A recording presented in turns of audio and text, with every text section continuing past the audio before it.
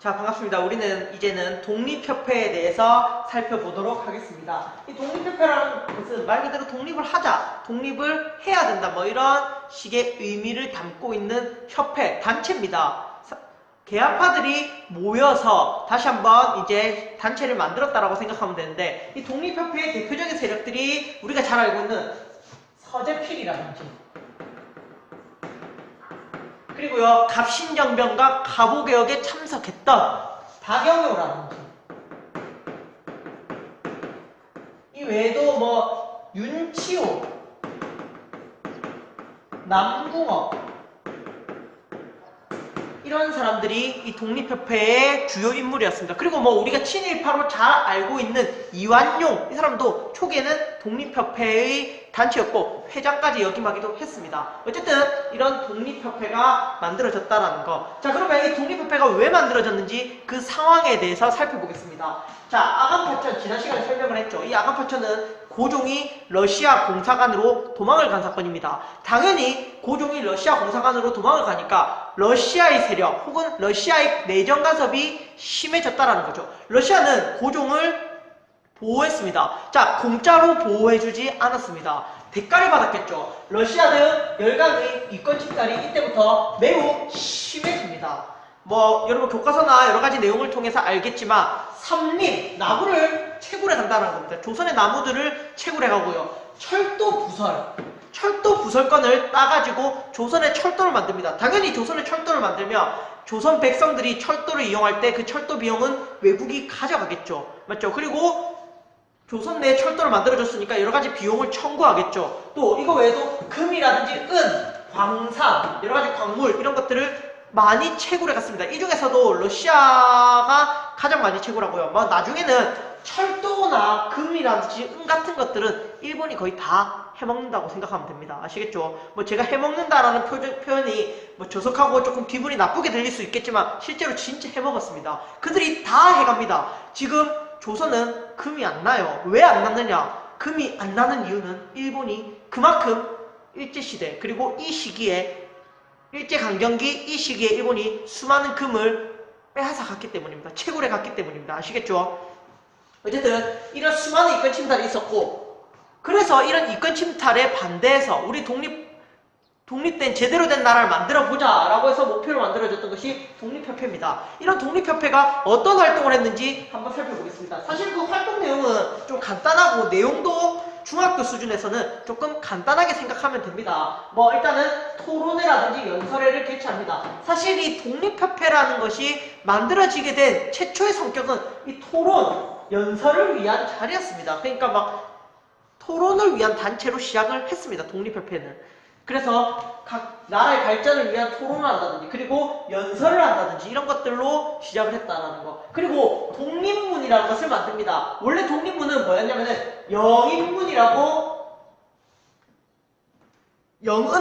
해서 원래 있었던 문이 있었습니다. 이 영은문은 뭐냐면은 청나라 사신이 이제 조선에 한 번씩 방문할 때 조선 국왕이라든지 뭐 조선의 신하들이 이 영은문에 가서 청나라 사신을 맞이해야 했습니다. 근데 이 영은문을 없애고요. 이 영은문 자리에 독립문을 만들었습니다. 뭐 이 독립문은 우리가 잘 알다시피 프랑스에 있는 이 개선문을 본따서 만들었다고 해서 그 형태와 모양이 비슷한데요. 어쨌든 상징적이었습니다. 우리가 이제부터 청나라의 간섭을 받지 않는다라는 이 상징적으로 이 영은문을 없애버리고 독립문을 만들었다라는 거죠. 자, 그리고요. 독립신문을 발간하고요. 민중개몽운동, 다양한 민중개몽운동을 이제 도모합니다. 여러가지 민중개몽운동을 통해서 뭐 민중들의 의식을 강화시켰다는 거죠. 개몽이라는 것은 교육입니다. 일종의 백성들을 깨우치겠다 뭐 이런 내용이었죠. 자, 이런 독립협회의 활동이 어떻게 확산되느냐, 이 활동이 확산이 되거든요. 어떻게 확산되냐면은 바로 만민공동회를 우리가 살펴봐야 합니다. 이 만민공동회는 만민이 참여했다, 즉 모든 사람이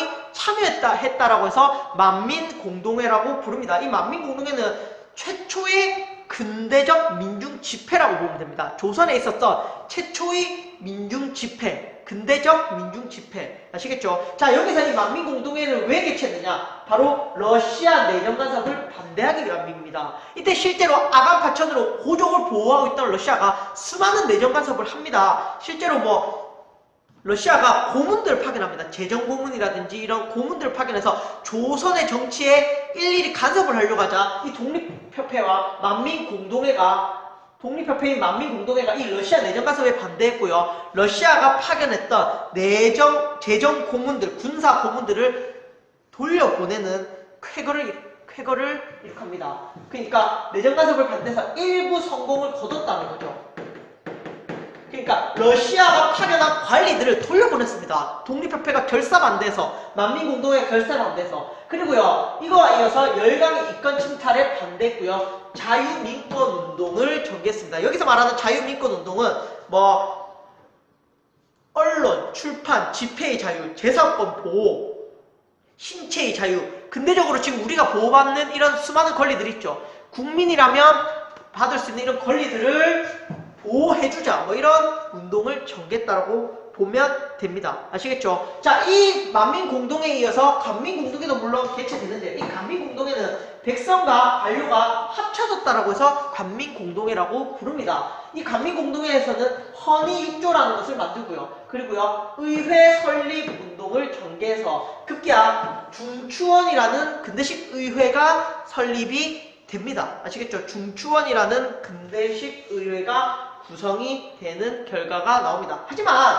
이 독립협회의 결과지였었죠. 보수 관료와 정부의 탄압으로 탄압을 받았고요. 만민공동회가 급기야 해산을 합니다. 이때 만민공동회가 해산할 때 정부가 동원했던 것이 황국협회라는 것인데요. 이 황국협회는 보부상단체라든지 뭐 이런 사람들이 모인 단체였는데, 이들이 동원되어서 독립협회가 해산이 됩니다. 아시겠죠? 독립협회가 이렇게 해산이 된다. 사실 이 독립협회와 관련해서는 조금 제가 추가적으로 얘기할 부분이 있습니다. 사실 이 독립협회에서 만민공동회와 관민공동회를 두고 사실 여러가지 학설, 뭐 여러가지 연구 결과들이 있습니다. 뭐 만민공동회와 관민공동회가 사실은 같은 단체다라고 주장하는 사람도 있고요, 사실상 같은 단체다 주장하는 사람도 있고요, 만민공동회와 관민공동회는 완전히 성격을 달리한다라고 주장하는 사람이 있습니다. 저는 어쨌든 약간 이런 논란들을 종식하고자 그냥 이런 성격에 대해서는 말하지 않았는데, 이 만민공동회에 참석했던 사람이 서재필, 박영효고, 관민공동회를 주도했던 사람이 윤치호, 남궁옥이다. 그래서 그 성격이 다르다라고 이렇게 주장하는 학자들도 있습니다. 사실 이렇게 주장하는 학자들도 있고, 뭐 만민공동회와 관민공동회는 사실상 같은 단체다 이렇게 주장하는 학자들도 있고, 뭐 다양한 학설들이 있는데, 이런 내용에 대해서는 제가 굳이 여기서 언급할 필요 없이 저는 팩트만 이런 활동들을 전개했다, 만민공동회와 관민공동회의 성격은 뒤로 두고요, 이런 활동들을 전개했고 이런 내용들이 있었다라는 데만 집중했으니까, 여러분들이 궁금한 내용이나 이런 것들이 있으면 인터넷에서 더 찾아보고 여러분들만의 의견을 정리해 주셨으면 좋겠습니다. 어쨌든 이 독립협회에서 독립은 사실 일본으로부터의 독립은 해당이 되지 않았습니다. 대부분 어디에 해당됐다? 러시아. 물론 그리고 청나라는 이미 몰락했지만 청나라, 뭐 러시아 청으로부터의 독립, 뭐 이런 내용이 담겨 있었기 때문에 결국은 뭐 서재필은 아니라도 박영효는 사실 친일적 성향이 있었고요. 나중에 뭐 윤치호도 변절을 합니다만은 어쨌든 이런 여러 가지 약간 일본에 대한 성격은 소극적인 성격이 있었다라는 그런 한계도 살펴볼 수 있을 것 같습니다. 어쨌든 독립협회 오늘 내용 마칠 거고요. 자, 이 내용 잘 정리해 주시기 바랍니다. 감사합니다. 자, 다 같이 따라 읽어봅시다. 독립협회, 독립신문, 독립문, 만민공동회, 관민공동회, 독립협회, 독립신문, 독립문, 만민공동회, 관민공동회.